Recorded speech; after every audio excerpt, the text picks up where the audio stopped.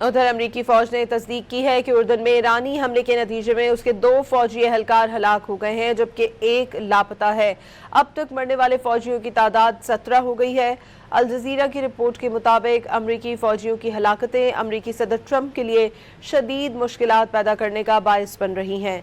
अमरीकी अवाम की अक्सरियत पहले ही जंग की मुखालिफ है।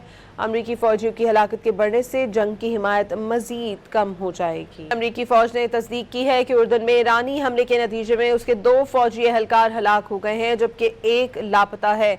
अब तक मरने वाले फौजियों की तादाद 17 हो गई है।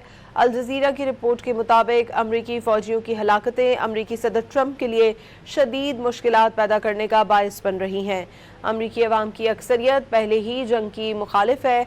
अमरीकी फौजियों की हलाकत के बढ़ने से जंग की हिमायत मजीद कम हो जाएगी।